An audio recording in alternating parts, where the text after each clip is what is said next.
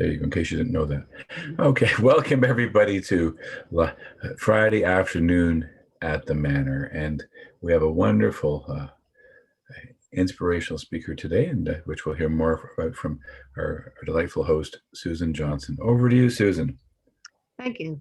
Thank you, everyone, for coming. We welcome our special guest, the Reverend Dr. Charles Fensham, who is the author of Misguided Love, Questions and the Rupture of the LGBTQI2 plus people, which is, everybody who the church needs to consider everybody else, those people anyway. So welcome, Charles, please take it away. Thank you, and thank you for sharing with me today. I thought I'd start with a prayer, and then I'll tell you a little bit about what I'm going to do in this time that we have together.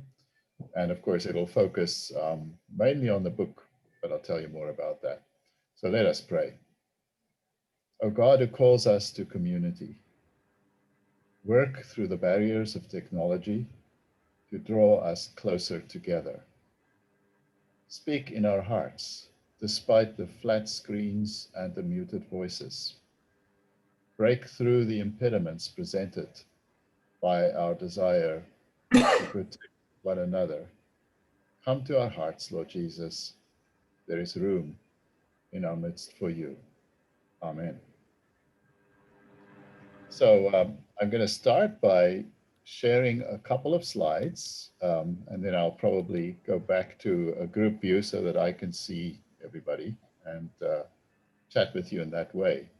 So I'm going to talk about my book, and the title of the book, as you heard, is Misguided Love, Christians and the Rupture of LGBTQI2 plus people. And what I'm going to do is tell you why I wrote this book, how this all came about. I can go on forever. There's a lot in the book, and I don't want to bore you with the detail. If you want to read it, you can read it. Of course, I'd like you to. But I'm going to talk more like the story that's behind the book, while I also share with you what's in it. So that's my plan. Now my screen doesn't give me an option to move that. So let me just see. There we go. So that's the cover of the book. And I'm just going to tell you briefly what's in it. So inside the book, I talk about, first of all, ethical questions. How do we discern the right way for our lives and our actions as Christians and as churches in the world? I look at social and scientific information about why are people so angry and have so much hatred against LGBTQI2 plus people and people who are marginalized. I look in the book at scripture, but then a major part of the book is actually focused on the history of the treatment of people accused of what used to be called the sin of sodomy, and other variations on that theme. And in the book, I try to tell the story by trying to make them come alive a little bit. And it's a really, really sad and painful history. And many, many Christians may know something about it, but know very little. And so my hope is that this part of the book will be very helpful to people who want to understand this history. And then the last part of the book, I talk about the response. Now, as some of you heard, as we were having our informal discussion before we started, I'm a Presbyterian. I'm professor at Knox College. I teach theology at Knox College, systematic theology, the great themes of theology, and also the church's engagement with the world. I also happen to be gay, and so these things intersect. And so the book, of course, is born out of my advocacy in the Presbyterian Church for the full affirmation of LGBTQI2 plus people. I'll tell you more about that as well as we go along in our story. I'm going to stop sharing my screen. I'm just going to go to the next one, just to show you a picture. I want to go right back to 1972. I'm the guy with the green coat there. a picture of my family and step uncle and aunt. And I grew up in South Africa, as you probably heard from my accent, white boy in South Africa. And I'll tell you a little bit about how this kind of intersects with the story of the book, this piece of history. So now that I've done that, I'm just going to go to a gallery view so that I can see most of you at the same time. So what I'm going to do is tell you some stories about how I came to this point of doing the research for this book, which was published in 2019. And I have to take it right back to the days of my youth. And I hope by telling you the story, it'll be a little more interesting than to sort of go on and on and on about the content of the book.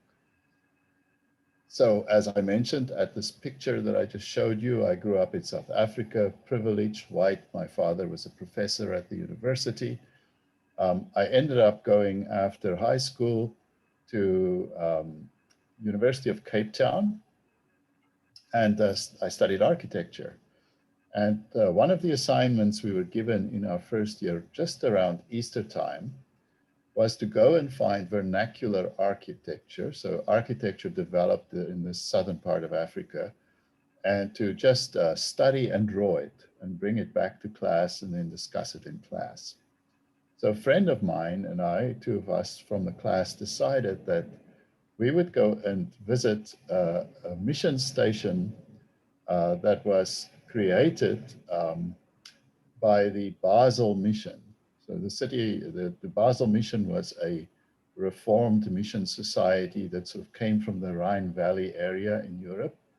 And they planted mission stations in different colonies around the world. So, and so they had sort of Swiss-German background, but reformed Swiss-German, not Lutheran Swiss-German. So, so we went to this so-called mission station, which in apartheid South Africa was made up of people of color. I'm not going to say a lot about the classification system because that'll take too much time. That's maybe a topic for another discussion. But so the people who live in this community live in these little houses that were made of adobe and thatch. And they have a church. It's sort of in a mountainous region, and it is absolutely gorgeously beautiful. We headed out there in a borrowed car with a little tent. And as we got to this community, at this time, by the way, it's apartheid. You're not supposed, white people are not supposed to be with black people in their community, or colored people in their community. But we found this campsite and there was no sign up. So we just pitched our tent in this little campsite and went to sleep that night. When we woke up the next morning, we heard noise all around us.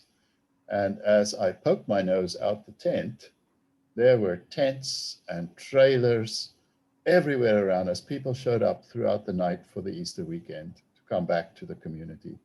And of course, they were all people of color. And the first thing that happened is the guy right opposite my nose called me over to his trailer and he said, "Breakfast is ready, come and have breakfast." And so we crawled out bleary-eyed and we had breakfast and we had a life-transforming experience as two 18-year-old white boys suddenly being really engaged as equals in a community of color. And this changed my life. It just made me see the whole apartheid system, the political system, for what it was, for its exploitation, for its cruelty, for all the darkness that it represented. So for me, this was a very, very big moment. At that time, I didn't even quite know what it meant to be gay. I heard of something like that, but I was kind of clueless. Sometime later, I met a woman who was a wonderful friend. We decided to get married. And so we were married for 30 years. We had 2 children. I became an ordained Presbyterian minister eventually after making a few turns in my studies. But I also became very involved in the anti-apartheid movement, particularly something called the End Conscription Campaign. which was about military conscription, which basically forced white young men to police the black population with arms and with a lot of violence. And at some point during that time, I was appointed as an professor at the University of South Africa, quite a young professor at the time. I had an office there, my books were there. I also had a part-time ministry in a local Presbyterian church that was joint with the Anglican church. And one day when I got back to my office, I unlocked the door, and when I got inside, all my books were thrown in the middle of the office in a big pile. And all the books that were related to the end conscription campaign that I was working on were confiscated and gone. A day later, after we packed all the books back into the shelves, a police captain that I'd never seen before walked into my office, sat down, invited himself in, sat down, and told me that he knew where my mother was, where my father was, where my sisters were, and he just wanted me to know he knows where they all were. He didn't make any other threats. He just got up and walked out. But the message was delivered. A few days later, I heard from a friend of mine who worked for Siemens, who's a big electronics company, and he asked if he could come and see me. He came over and he said to me, at Siemens, they have equipment to check your phone connections when they speak to you on the phone. And he just wanted to let me know my phone is being tapped. People are listening into what I'm saying on my phone. And so, the screws were on. And eventually, Marina, my former wife, and I moved to Canada because things became really difficult for us in South Africa at the time. So this little background information is to say something about the world that I came out of at the time. So I arrived in Canada in 1988. What happens in 1988 in the United Church of Canada? Anybody want to say? We'll call it emancipation. Yeah. Yeah.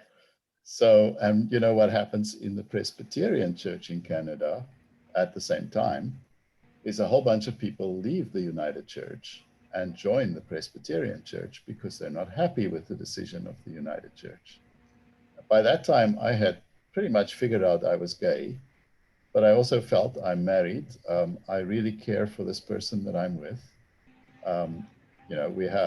We didn't have children yet at the time, but we had a very, we had a very caring, mutual relationship. And I felt committed to that and decided, well, I'll just have to, grin and bear it and live with this for the rest of my life. But I was very aware that people who are LGBTQI were being really badly treated in the Presbyterian Church. And so I became quite involved after being, a bit of in advocacy in South Africa within the Presbyterian Church, working towards LGBTQI rights. But we had a major setback in 1994, when a report from the Doctrine Committee, which was supposed to be simply a report for study on human sexuality, was suddenly moved and approved basically as a statement of the church on, how sex should go in Christian lives. And it was not affirming of LGBTQI experience. And so we went through a very long and difficult period within the Presbyterian Church around people not even wanting to talk about the place of LGBTQI people in the church. And some churches had a don't ask, don't tell, or we'll just close our eyes approach. Those were the best places. Now I guess, was it Peter? Peter was telling us about being involved or knowing about the case against Darrell MacDonald, a gay minister who was basically his presbytery approved his ordination and induction. This was appealed to the General Assembly, and he was removed from his pulpit. He became a United Church minister. we went through all these processes, many battles, discussion, trying to raise just raise talking about it again. But we, oops, let me just switch this off. We ended up not getting anywhere for a very long time. In the meantime, as a gay man, I became more and more aware that my marriage relationship was not satisfying to myself or my wife. And in 2012, we decided to separate. I became very depressed. I was literally ready to commit suicide. I remember being on the edge of the lake at my cottage in 2011, in our late October, just standing there and thinking, I can just walk into the water and float away. And after that, I immediately went to my family doctor and asked for medication because I realized I was getting clinically depressed. So we talked, we were best friends, Marina, my wife at the time, and we decided to separate. We separated amicably, and both of us came out. She's lesbian, I'm gay. We finally faced up to this with one another. And it was quite liberating for both of us. We had two young adult sons at the time, and they were absolutely fabulous, and they still are. They are wonderfully supportive of their parents, of our new relationships, and all these kinds of things. This is all background. But in 2002, I also became professor at Knox College, and my job was to teach the doctrine of the church. So I'm the guy that has to, ensure that all the ministers of the Presbyterian Church that we train have the right Reformed Presbyterian doctrine. And so you can imagine that there were lots of tensions in my own experience as a gay professor who is sort of not out and then coming out in a church where it's not allowed. I could talk more about that, but suffice it to say, there were many difficult and hairy experiences in this time. Perhaps the most interesting was just after my separation. I, when living at the college, actually, I became friends with a transgender woman, Filipino transgender woman, very committed to her Roman Catholic faith. And she asked if we could meet regularly in a restaurant in Church Street so that she can process her experience as a transgender person, struggling with her faith, because she couldn't find any support within the Roman Catholic tradition. And so I would regularly meet with Ferdy, and we would talk. Ferdy was a senior executive in the Royal Bank at the time. A student stalked me and then wrote a letter of protest that a professor from the university could be so bold as to dine with somebody that looks suspiciously transgender. This letter was sent anonymously to all kinds of people, including many of the ethnic communities within the Presbyterian Church. And this led to all kinds of troubles that needed to be sorted out over time.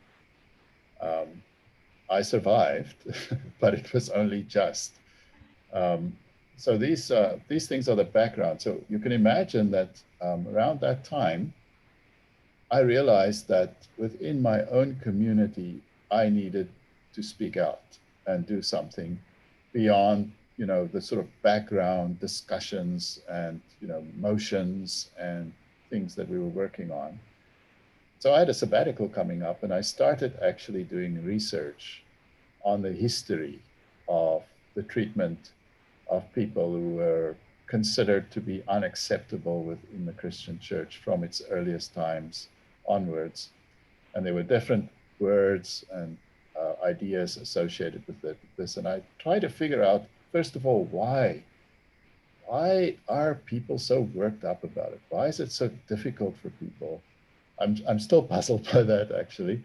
Why is it so difficult for people to simply be kind, and accept people for who they are and embrace and love them. Isn't that at the heart of our Christian faith? It just didn't make sense to me. And I tried to figure out where this all came from. And I think I did, to a large degree, get to understand the history of this, the history of ideas and the history of emotions that goes with that, that led to this end result. So the center part of my book really deals with that history, going back to a guy called Philo of Alexandria. So Philo of Alexandria was not a Christian, he was a Jew, but he lived roughly at the same time of Jesus, and of course lived much longer than Jesus, so right probably into the time of St. Paul. And he became a very influential Jewish teacher in that time. And he tried to make Judaism acceptable within the culture of the Roman Empire that was very largely based on, in the higher culture, on Stoicism, Stoic ideas. And I discovered how Stoic ideas about sexuality and misogyny in Stoic philosophy influenced the development of these very nasty and negative ideas about people in same sex relationships, and particularly men. People didn't care about women because women were considered of lesser quality in the Stoic philosophy and in Judaism, and to some degree in early Christianity. And so there was a lot of misogyny.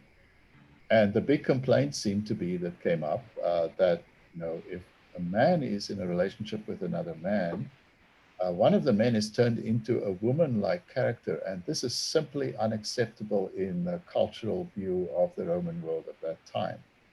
Now, they laughed at it. They thought it was, it was comical rather than something that needed to be dealt with by the law. But then through Philo's insistence and then later Christianity and its influence in the Roman Empire, these ideas became ideas of law. There used to be same-sex marriage in the Roman Empire. There's a debate on exactly what this meant, but we know for a fact, and we have the documents, that it existed. It's probably men who married a slave that they loved very much. That's the best that we know about this. But some of the earliest Christian emperors, and you can read about that in my book, actually banned same-sex marriage. And they didn't give reasons from the Bible, as people would do today. Their reasons were, it's an offense against the natural relationship between a man and a woman, because it turns a man into a woman. This was a misogynistic motivation, was at the core of these ideas. So all these things I try to discuss in my book. And I kind of learned as I did the research about the history of harm, how people were harmed, how people were eventually tortured in the name of Christ, how they were burned alive publicly in the name of Christ, how some people accused during the Spanish Inquisition had their genitals cut off, hung around their necks, and they were paraded naked down the street while people cheered in the name of Christ and then hung upside down until they died. I learned about Geneva, where the Reformation, at least the Reformed version of the Reformation, took root, where Pierre Canal was tied to a wheel and beaten with clubs until every bone in his body was broken and he died. A woman was held underwater until she drowned because she was a lesbian. All this history I discovered as I read through it, and I realized that much of the harm that still occurs today have roots in this terrible, awful, terrible history in the history of Christianity that is so fundamentally against the teaching of Jesus. So my book was an attempt to tell this story, but also to challenge my own community, the Presbyterian Church, to think deeply about it and to change. So I think I'm coming up to almost half an hour, and I don't want to go longer than half an hour, much longer than half an hour. Give some time for you to ask questions and discuss. But just a few final thoughts. So one of the things I discovered as I looked at contemporary research is just how much harm is happening right here in Toronto. Professor Peter Newman from he's the Canada Research Chair in Social Work at University of Toronto. He and his team have done some research in religious schools in Toronto, including Catholic schools, publicly funded schools, where they found a tremendous amount of bullying going on, kids having suicidal ideation who are LGBTQI. The harm is still overwhelmingly present in our community here in Toronto, despite all the changes and all the progress that we have made over time. So I also wanted to confront my fellow Presbyterians with the reality of how our teaching and behavior as a denomination still creates harm and harms people directly, not just making them feel bad, but eventually even creating so much despair that people commit suicide. So I just wanted to confront people with that. Part of my understanding of that came from my own experience with friends and one parishioner who committed suicide who were LGBTQI. The first time I realized this was still in South Africa when one of my best friends, who was a philosophy professor at the Catholic seminary, who was gay, committed suicide by jumping off a high-rise building. And he left a note about his inability to bring together his Christian faith and his sexual experience and orientation. Later in my ministry here in Canada, I was called by a funeral director who was a friend of mine. And she asked me to come and see her. And when I got there, she told me that she had to arrange a funeral for a member of my congregation that he and his family mysteriously stopped coming to church a few weeks before, 2 or 3 weeks before. And she told me that this parishioner had committed suicide by hanging himself from a bridge. And he left a note. And the note specifically specified that the church should not be notified about his death. He tells the story of how a previous Presbyterian minister had told him that he would cure his homosexuality by marrying a woman that was arranged by the minister. The events eventually became overwhelming to him, and he committed suicide. So these things all alerted me to the real, profound, and painful risk that people are still under at this time. So these are some of the stories that led to this book. Finally, after many years of advocacy and work, at the General Assembly last week on June the 8th, the General Assembly Presbyterian General Assembly passed 2 laws, one that creates marriage equality. So Presbyterian ministers are now allowed to officiate at same-sex marriages. And the second allows for the ordination of LGBTQI2+ people. Now, this is just the beginning for the Presbyterian Church. There is much more work to do. And many of the things said at that meeting were really shocking and still represents this profound homophobia and nastiness, and some even lies, untruths that were spoken, all in the name of, being faithful to the Bible and things like that. So that's my story, and maybe we can open it up for some questions and discussion. Yeah, so Charles, well, that was wonderful, and certainly lots of thoughts and ideas generate. And so as we're looking to the floor for some questions, do we have any questions? Well, welcome, Jeff, and welcome, Patrick. Patrick's. I'm glad. Thank you. I think it was Steve Stewart who reached out, said Jeff was interested in connecting, and I think, good. I'm glad that we can certainly welcome. I can know Jeff through Prime Timers, and which is a wonderful gay men's group that's continuing to thrive even on Zoom. I think it's remarkable. Yeah. Remarkable. And so, do people have questions initially of Charles? Any thoughts? Or Peter, you look like you're leaning in for a question. Do you have a question? You're muted, Peter. Back to your comment about why people are so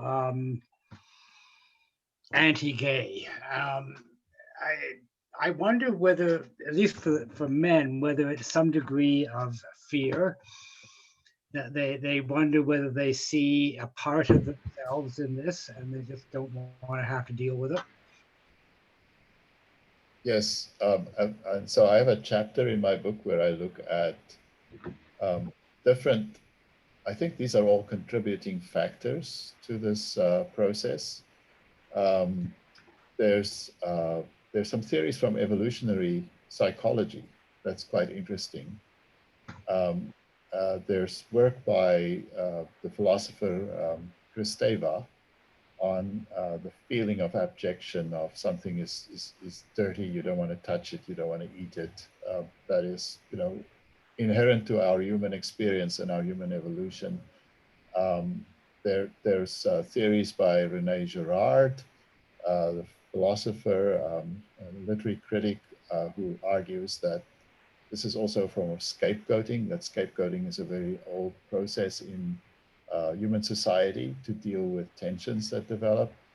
And then there's all that we know today from psychology about internalized homophobia. That's kind of what you're talking about. That one. Yeah.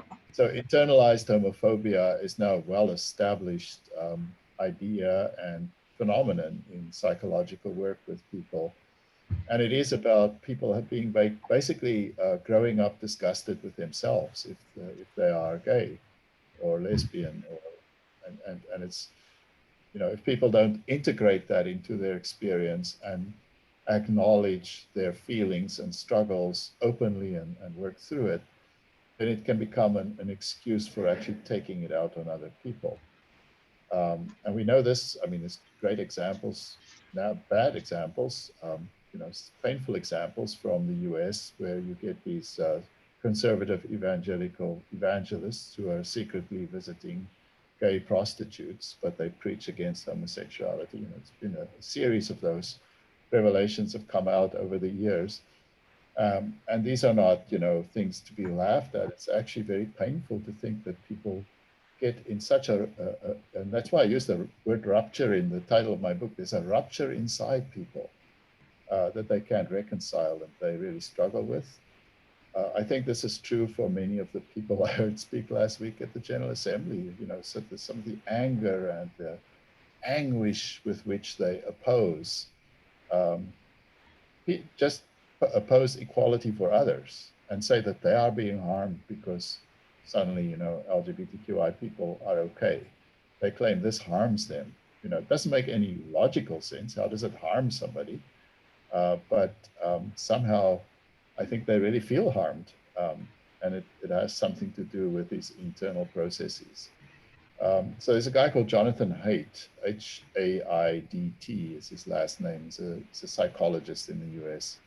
And he's done a lot of research on topics like this. And his work has been very informative for me as well, because he talks about why people will develop ideas like this and react in this way. For example, he did a whole study on the difference between Republicans and Democrats in the US and some of the psychological processes that are going on in those communities. So it's interesting and parallel ideas and theories. That's a long answer, but yeah. Other questions for people? No? I'm just wondering about, what you said, that this view of gay men as being women, which ties into the prevalent feeling that women are inferior creatures. I wonder if that's a part of it. It's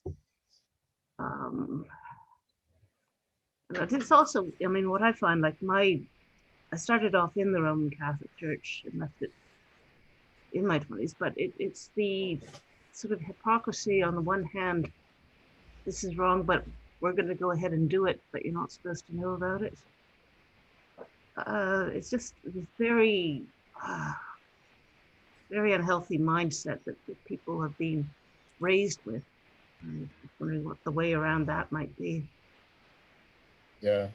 And you probably have heard of Michael Koren, Yes. and coming from a conservative Catholic perspective and his change of mind over time.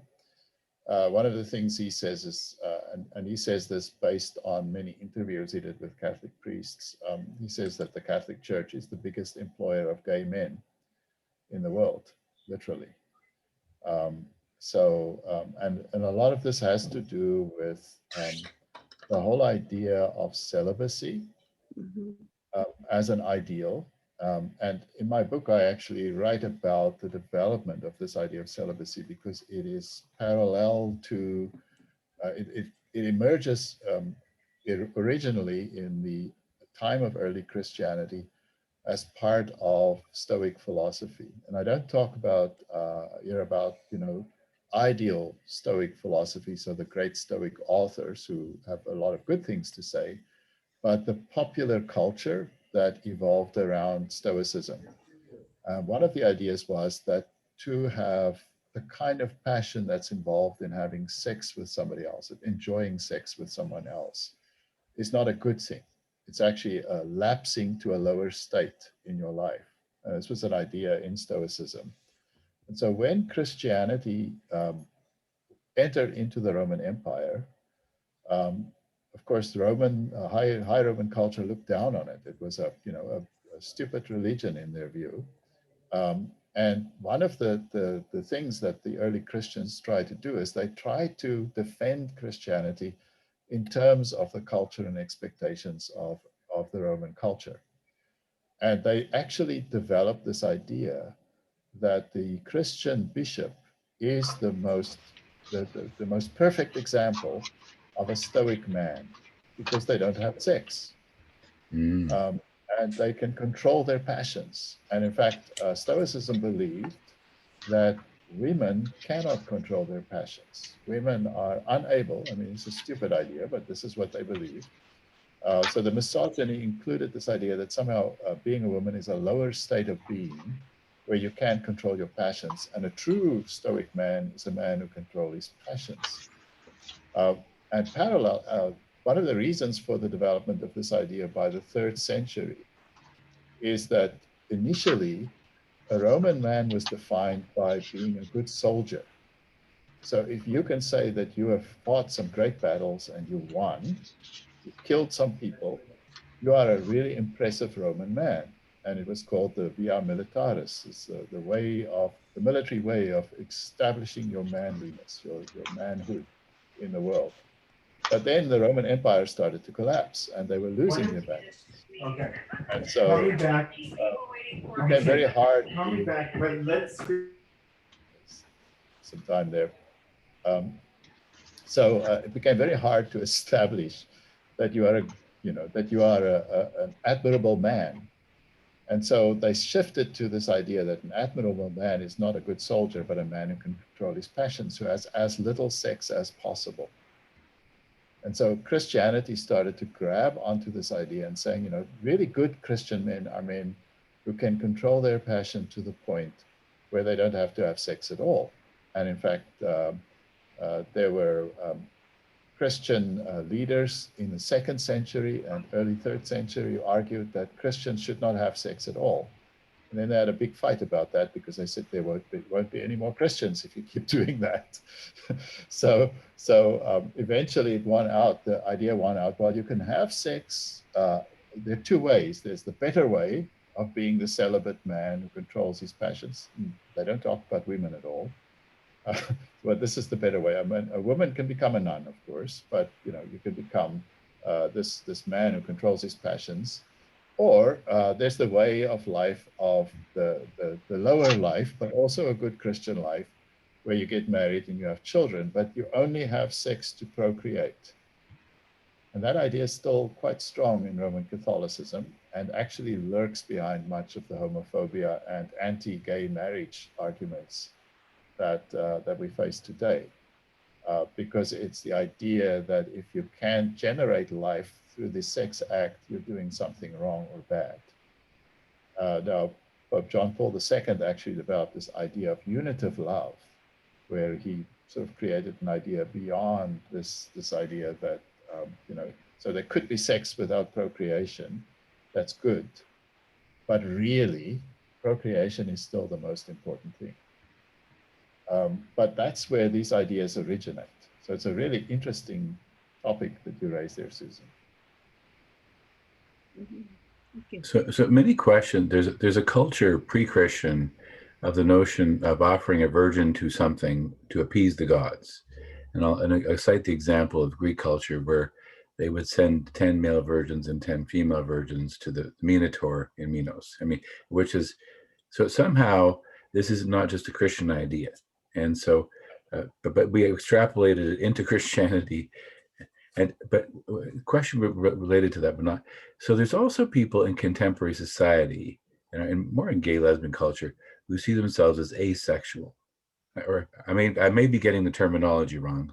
Likely I am, but and so does that have? I mean, obviously we don't want to that, which is different than being celibate. Could you perhaps comment on again? There's people then who see not sex as abhorrent, but I get a sense as I hear people, they have no sexual desire, and then they've decided that they're not non-sexual or asexual. Yeah. Could you comment on how we? Yeah. It's often referred to as ace, and there are different forms of being ace, right? Right. So yeah, obviously, sexuality is a spectrum of experience, and we're learning every day more and more about how wide that spectrum is. And it includes people who very rarely feel any form of sexual desire or arousal. For some people, aceness also has to do with a specific person. They only find one person maybe in their whole life that they desire sexually. It doesn't matter, the gender doesn't necessarily matter, or if it's a male or a female. But it's the person that evokes in them that feeling. So these are all different parts of the human experience around sexuality. For me, I think the most important thing is the integrity of our relationships, how we respect in love, how we seek to live out a life that cares for the other. And I have a chapter on ethics where I try to develop this out of Christian thinking. So yeah, that's part of that spectrum of experience. Not that I'm an expert on this, but this is what I read about. Thank you.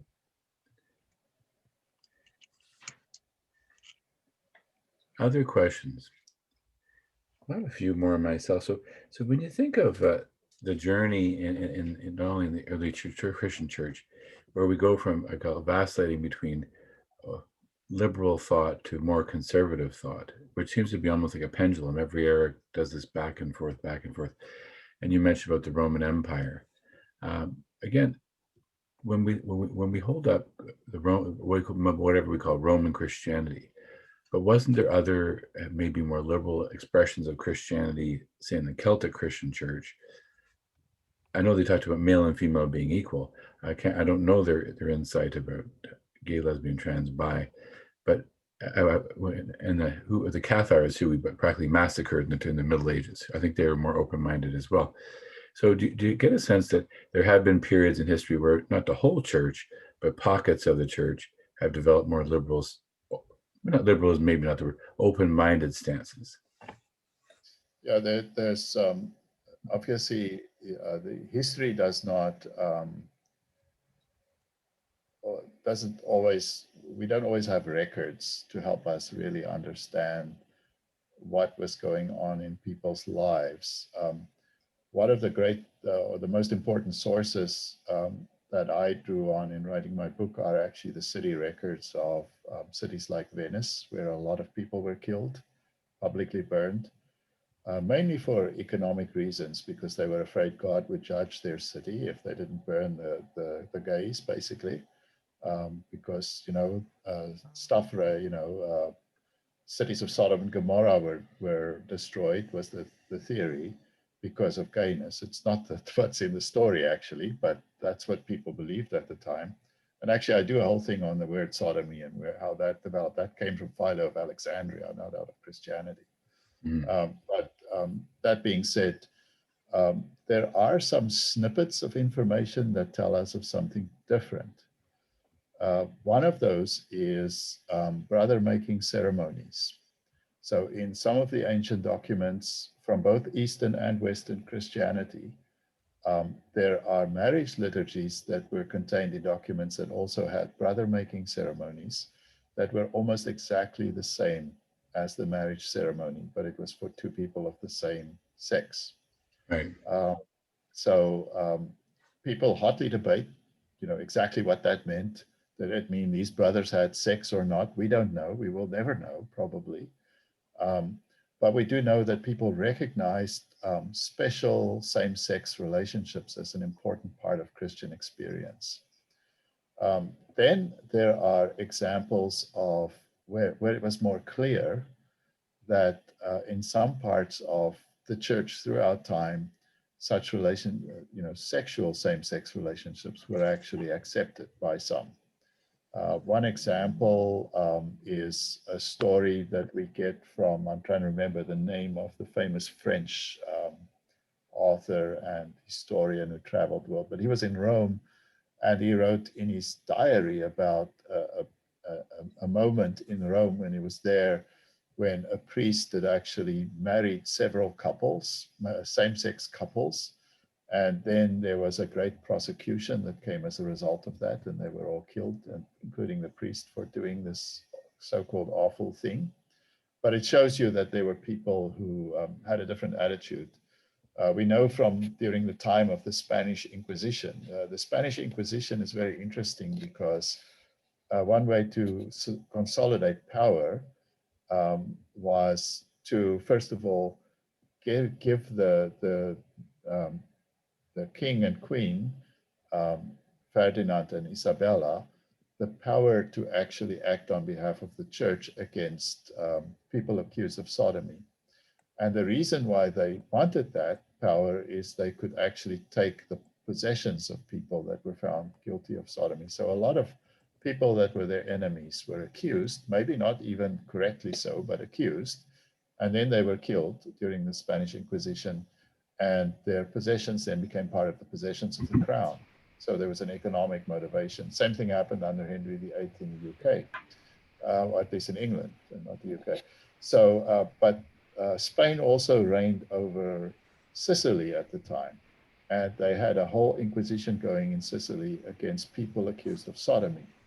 And apparently there was a lot. And the priests in Sicily simply refused to be part of such a persecution. And some of those priests were actually then hung because they refused to be part, but they said this is not the Christian way. So these are sort of small examples. Talking about the Catars, they were a group that was considered to be heretics. And in some parts of the south of France, whole communities were killed off. Not even, I mean, some of them weren't even Catars. They were just killed together with everybody else. And we don't know if this is true, but because the claims come from people who were accusing them. So we don't know how much of it's true.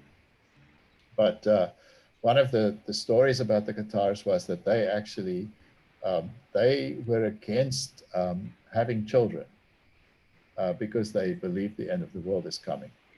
So they encourage same-sex sex because that would not create children.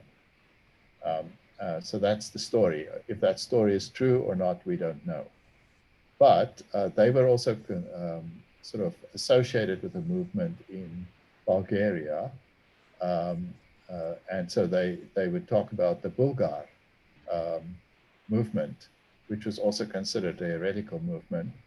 And the English word buggery, that became part of the laws in England under Henry VIII, actually comes from Bulgar. So they accused many monks. Henry VIII had monks accused of, quote, buggery, because he wanted to basically take the clergy lands for the crown, because it was a lot of wealth contained in there, and he was bankrupt. And so he had all this, his own little inquisition going in the Anglican Church to basically take away the possessions of the monasteries for the crown. And they often used the excuse of so-called buggery among the monks as a reason for this, to the point where Henry actually wrote to one of the royals in Scotland to say, this is a really nice scheme. It works really well if you need some money. Use this. So, you know, there's a lot of, so besides these kind of motivations that were somewhat religious, there were also economic motivations. You mentioned towards the end of your talk about the youth of today still undergoing bullying. Can you expand on that? And I guess I'm wondering, you know, are kids today going through what we, or what at least what I went through 50 odd years ago, and have we not made any progress? Well, you know, I think as long as it remains okay for religious institutions to claim that they can have a homophobic perspective, and these institutions influence the framework in which kids go to school, it's going to be happening, right? So, you know, just think of what happened at the private boys' school, right? With these boys Right. being assaulted with a broomstick. Yeah. Does that happen? You know, is there a dimension there? Not that I think that you know the teachers and the priests would encourage that, but if you are part of a religious organization that essentially teaches that you are disordered if you are gay, does that give some kind of permission in a very subtle way for that kind of behavior? I believe it does. I think it, you know, it lies at the heart of so much of what's going on, is that there is still a kind of religious defense. It's very overtly so in Africa today. You know, in countries like Ghana, where you know it's illegal. Gay relationships are illegal. You can go to prison for it. Uganda, Kenya, Nigeria. In these countries, there is a big religious component to it. In fact, they played on the CBC a week ago. They played a clip where the president of Ghana was addressing the Anglican Church, saying, "Under his watch, you know, gay people will never be legal in Ghana." And what happened is they cheered, they clapped, they shouted with excitement at this announcement. So the religious support of these ideas is still plays a major role, I think. And we have it here in Canada. I mean, we just recently the debates in the Catholic schools where they put up the pride flag. Catherine Wynne went to this meeting, and you know, one of the trustees of the Catholic school board said to her, "Well, you want to tell us that we shouldn't listen to our bishop that says don't do this?" You know, and of course she said, "Well, you're getting public money, you know, so maybe maybe you should saddle up and do this." But you know, you could see that there's still that kind of religious support, as was in my own denomination in the Presbyterian Church right up to last week. People could still officially say it's okay, and they still can say they can still discriminate, right? So what does that tell people out there who see and hear this, who are perhaps already uncomfortable with sexuality in general ways? It gives them a kind of basis for making these arguments. And one of the major reasons I wrote this book. Any other thoughts or questions? See, one came to mind when you were telling your amazing story about having breakfast, and the point was the food sharing that opened the door. I thought that was very powerful. Do you think there's potential for a liberation theology? I think there already has been, but maybe to extrapolate it to LGBTQ plus theology related to that. When you table share, suddenly you break down the barriers. And when you think of what homophobia has been as a form, as a psychological, ideological form of apartheid, and how we're trying to break that down and be separate.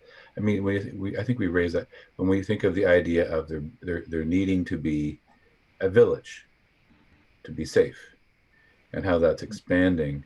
And some people are saying that they're sad because the village is ending. Well, I don't think the village will end; it'll just keep growing in some form. It keeps changing where it is.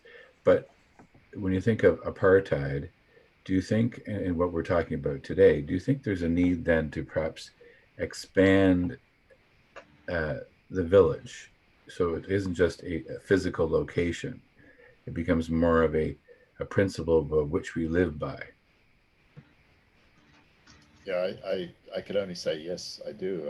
Yeah. I think what I discovered over, between 1991 and this year that I've been working on advocacy for LGBTQ people in the Presbyterian Church. In the end, theological debates go nowhere. When people hear stories of people's lives that they can connect with, or most importantly, when they have somebody in their family Mm-hmm. that takes that prejudice, it's very, very powerful. So in 1993, the year before the Presbyterian Church approved the very bad statement on human sexuality, it was circulated to different churches throughout the denomination. I read it and realized I could not agree with it. And in the Presbyterian Church, we have a of dissent. You have a right to dissent. In the Westminster Confession of Faith, chapter 20, it talks about freedom of conscience and the right to a freedom of conscience before God. And out of that came this tradition of the right to dissent and to record your dissent, which gives you freedom of conscience on the issue on which you dissented. So I decided, well, when it was before my local presbytery, I will have to dissent. And I realized that my little rural congregation that I was in, Southern Ontario rural community, mainly farmers, um, they need to know about this before I do it. And they need to understand why I'm going to dissent, because otherwise they're going to feel ambushed and happy and so on. So I actually invited the two sessions in the Presbyterian Church, the church councils, two churches, two little congregations, to join together in several weeks of study, where we studied this document. I shared with them the parts I agreed with and the parts I disagreed with and why, gave them a chance to speak. And when we finished, typical Southern Ontario, nobody said anything. You don't know what they think because, you don't want to offend, right? So I was at that time still figuring out, this is South Africa in Southern Ontario, how to deal with these things. And I realized, well, I don't know what these people are thinking now, so I better ask them. So I said, well, I'm going to go around the circle. And first thing you need to know is if you disagree with me, you're my friend. We stay friends. I will not be angry with you. I won't hold it against you. Just feel safe. But I would like to know what you think. You know now what I think. So we went around the circle. There were 14 people there. 13 of the 14 people each spoke and said things like, I am so relieved. They talked about a cousin, an uncle, a niece, a child. Each one had somebody in their family, and they didn't know how to deal with sexual diversity in their family, given that they did not understand, the church's teaching and why the church is saying certain things and so on. And now they had some stuff to work with. And most of them were basically 13 of the 14 people agreed with me. The last one was the local councillor, a very stern farmer, a very formal man. And he's the only one that never called me by my first name. He looked me in the eye and he said, Dr. Fensham, you and I will disagree on this, but you need to know that I will always be your friend. And that was it. And he remained my friend for the rest of my life. And we just didn't have an issue in the community as a result of this discussion and this openness and sharing. I found that many of my colleagues at the time were too scared to talk about it. And because they're too scared to talk about it, nobody gets educated. Nobody gets to think differently. Nobody gets challenged to rethink their position. I was the only one that dissented. There was an immediate, this was in Hamilton, by the way, Presbytery of Hamilton. There was an attempt to charge me with heresy, but because I formally dissented, they couldn't successfully charge me with heresy because I have a right to do so. So that failed. For about 2 years, very few of my colleagues would speak to me. You know, it'd be very quiet. I mean, I had a couple of good friends, but the rest just wouldn't speak to me. And then slowly it started to switch around over time. And it's just interesting how these things work. Charles, thank you very much. I need to go. I have another Zoom meeting, but I've heard you speak before, and I always find this topic fascinating. There is so much there and so much that you know. So I'm thrilled that you talk about these issues and that we had success at the Presbyterian Church just recently. So that's also great. I shouldn't say we because I'm not part of it, but that you had success there. And although I do go to the Presbyterian gay church, group, Saga. Yeah. So once again, thank you very much. Take care. I'll see you when I walk on the street again. Okay. Take care. Take care, Jeff. Thank you for coming. So I think Jeff raises when he did say we. I think we need to keep the we. It's an ocean. We're not in different little pockets, and we're one part of the ocean impacts a part of the ocean. It's all connected, and I think that's the great gift that we share. And so yeah, we want to say a special thank you, Charles. It's been a great gift to you for your insight. Always enjoy talking with you, and I think maybe there's part 2 with your book of this, but Presbyterian is there life beyond? Just as to comment, one thing the United Church has done, even though we're having 1988, it's what 30 something years post, we're still having churches struggling with what is being affirming, and we're still asking. And then some churches were affirming for 25 years. They're almost acting as if, well, we tick that box off, and affirming. Just like votes for women, just like all those aren't a box that you say that been there, done that, got the T-shirt. I mean, it's an ongoing journey, every generation, because as we're witnessing the rise of isms and polarities, we have to take that and meet it head on. We can't say, oh, we're past needing to talk about that. No. And Susan, over to you to say thank you. Okay, thank you everyone for coming. Now next week is our last one before we break for the summer. Is that true? Correct? Yes, it is. Yes. And our very special guest will be the Reverend Brent Hawks, talking about rainbow, faith, and freedom, continuing our study and celebration of Pride Month. So we hope to see you then. Thank you again, everyone. And I'll just stop recording as I figured out how to do this. Stop. Okay, good. And do have a great